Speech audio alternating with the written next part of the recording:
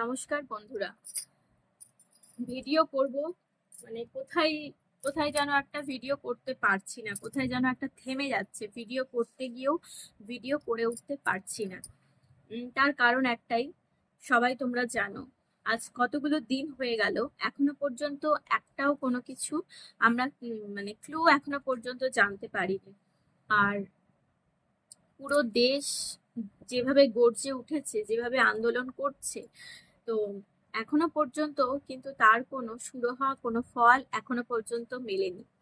এর মধ্যেই একটা চাঞ্চল্যকর একটা কল রেকর্ডিং, একটা যেটা একদম গা শিউরে উঠছে।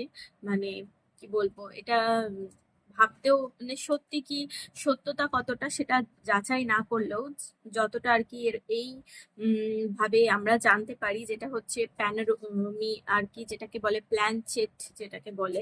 আমিও এই বিষয়ে অতটা জানি না, তবুও যতটা সামনে এসেছে সেই বিষয়ে বলছি। যে সে তার বাবাকে কল করে বলছে আরজিকর ঘটনায়, যে আহ, উম, যিনি আর কি ডক্টর, চিকিৎসক, সে আজ আমাদের মধ্যে নেই।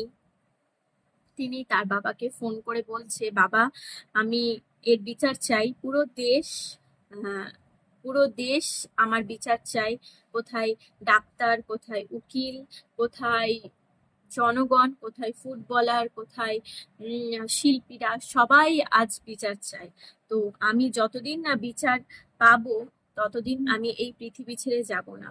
ভাবতে বলতে গা শিউরে উঠছে, কিন্তু এখনো পর্যন্ত একটা সিঙ্গেল ওয়ান, একটা ক্লু এখনো আমরা পাইনি। এতটা দিন হয়ে গেল। যিনি প্রথম থেকে স্বীকার করেছিলেন, সঞ্জয়, তিনি এখনো পর্যন্ত বলে যাচ্ছেন যে আমি করেছি। আর একটা মানুষ কোনো কিছু যদি ভুল করে, তার স্বীকারোক্তি করতেও একটা ভয় পায় পরবর্তী সময়, কিন্তু সে এখনো পর্যন্ত বলে যাচ্ছে যে হ্যাঁ শাস্তি দিয়ে দাও, আমি ভুল করেছি, আমি তো বলছি। তো এইভাবে এতটা নর্মাল ভাবে কিভাবে সে সমস্ত জিনিসটা মেনে নিতে পারে? শুনেছি তার পলিগ্রাফি টেস্ট করা হয়েছে, জানি না তার রিপোর্ট এখনো পর্যন্ত 2 দিন ধরেই শুনছি যে টেস্ট করা হবে। এতটা লেট কেন বুঝতে পারছি না। তো এইরকম একটা কল রেকর্ডিং বেরিয়ে এসেছে যে আহ, যে আহ, উম, যে আমাদের অভয়া, যে আমাদের তিলোত্তমা, সে চাইছে যে তার জাস্টিস হোক। যখন পুরো দেশ আমার বিচার চাইছে, এবং তার বাবাকে কাঁদতে কাঁদতে বলেছে যে বাবা ওরা অনেকজন ছিল, আমার নিজের লোক, আমার নিজের জন, আমার সহপাঠীরা কিভাবে আমার সাথে, সহকর্মীরা কিভাবে আমার সাথে এই জিনিসটা করতে পারে। এই প্ল্যান চেট যেটা হয় সেটার মাধ্যমে বেরিয়ে এসেছে এই কথা, বলছে তার বাবাকে। আমি তো স্বপ্নেও কোনোদিন ভাবতে পারিনি যে আমার সাথে তারা এরকম করবে। আর হাত জোর করে তাদের কাছে আমি বাঁচার জন্য আর্জি জানিয়েছিলাম। বলছেন তিনি যে বাবা আমি হাত জোর করে তাদের কাছে আর্জি জানিয়েছি বাঁচার জন্য, কিন্তু তারা কেউ আমাকে বাঁচতে দেয়নি, সাহায্য করেনি আমাকে। ছিঁড়ে, অনেকজন ছিল, তারা অনেকজন মিলে তারা আমাকে ছিঁড়ে ছিঁড়ে খেয়েছে, এবং লাস্ট অব্দি আমাকে মেরে ফেলেছে।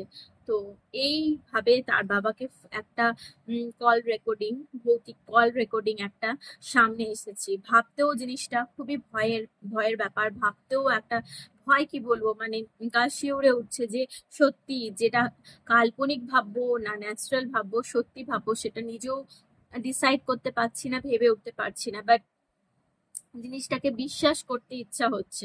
তার বাবাকে তার আর্তনাদটা জানিয়েছে যে বাবা এর বিচার চাই আমরা। আর এমনকি তার মা তিলোত্তমার মা ডাইরেক্ট একদম বলেছেন যে পুরো চেস ডিপার্টমেন্টকে সে সন্দেহ চোখে তিনি দেখছেন। কেন এখনো পর্যন্ত তাদের সবাইকে আহ মানে কোনো কিছু জিজ্ঞাসাবাদ করা হয়নি, নাকি এখনো পর্যন্ত কেন এতদিন হয়ে গেল যে কোনো ক্লু পাওয়া যাচ্ছে না? এর আগেও আমরা দিল্লির কেসটাতে দেখেছি বহু বছর লেগে গেছে জাস্টিস পেতে। তারপর প্রিয়াঙ্কা, তারও জাস্টিস পেতে বহু বহু বছর লেগে গেছে। তারপর কেরলের ঘটনা, সেটাও দেখেছি বহু বছর লেগে গেছে জাস্টিস পেতে। তারপর এখন তিলোত্তমা 2024-এ। জানি না, এক একটা কেসের জাস্টিস পেতে পেতে প্রায় 12 বছর সময় লেগে গেছে। তারপরও এখন গোটা দেশ বেরিয়ে এসেছে, গোটা দেশ গর্জে উঠেছে। কোথায় সেলিব্রিটিরা, কোথায় যারা আর্ট ক্রাফট করে তারা, আদিবাসী সম্প্রদায়রা, ফুটবলাররা তো বেরিয়ে এমন ভাবেই আন্দোলন করেছে, তারা আবার পুলিশের হাতে টর্চারও হয়েছে, মার খেয়েছে, সেগুলো তো বাদই দিলাম। তারা যেভাবে গর্জে উঠেছে, সমস্ত সেলিব্রিটিরা, শিল্পীরা, তারপর সিঙ্গাররা, তারপর আরো অনেকেই।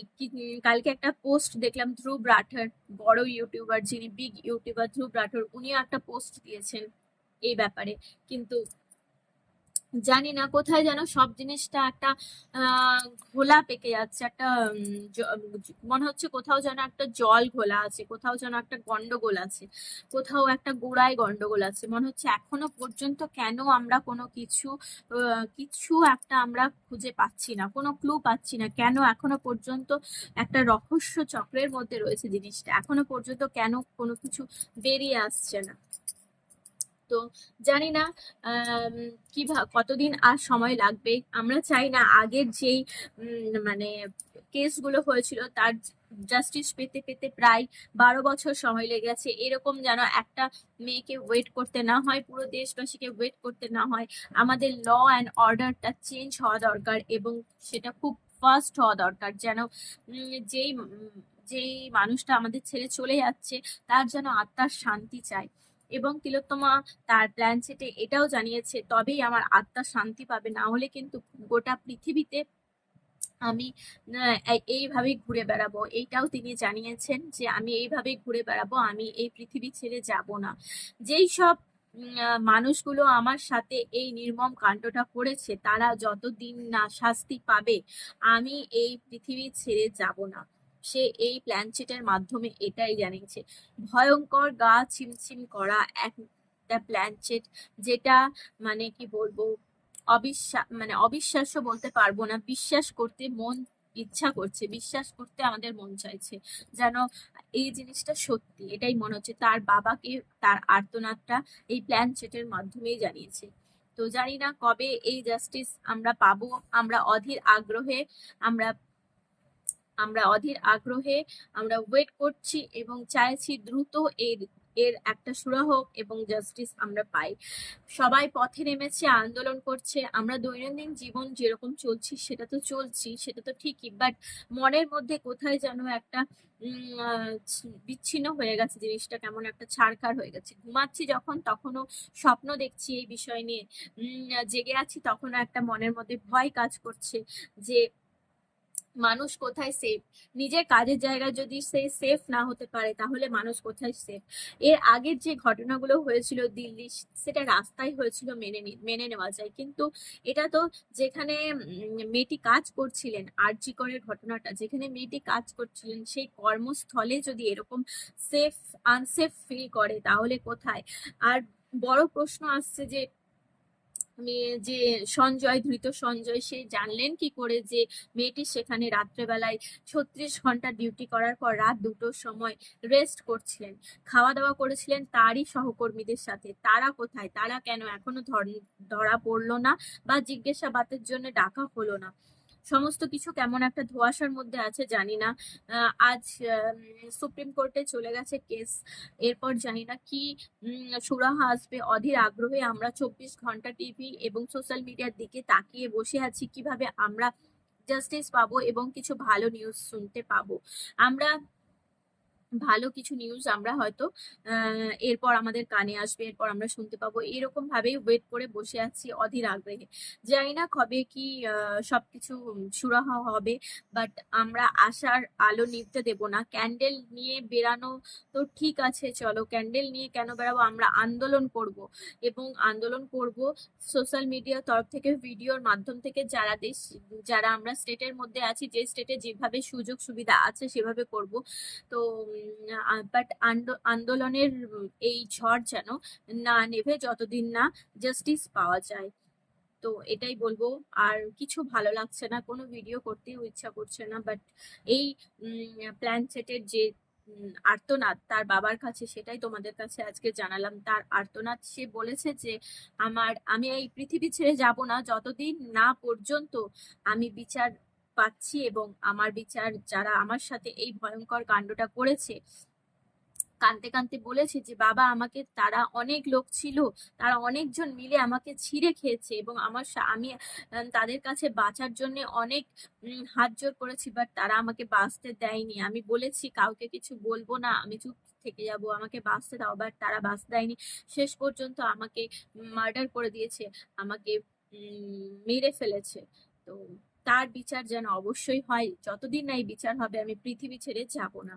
তো তার মাও বলেছে পুরো চেস ডিপার্টমেন্ট আমি সন্দেহ চোখে দেখি। তো জানি না আমাদের ল অ্যান্ড অর্ডার কতটা কতটা স্ট্রং, কিভাবে আমরা কতদিনে বিচার পাবো এবং কতটা ফার্স্ট বিচার পাবো।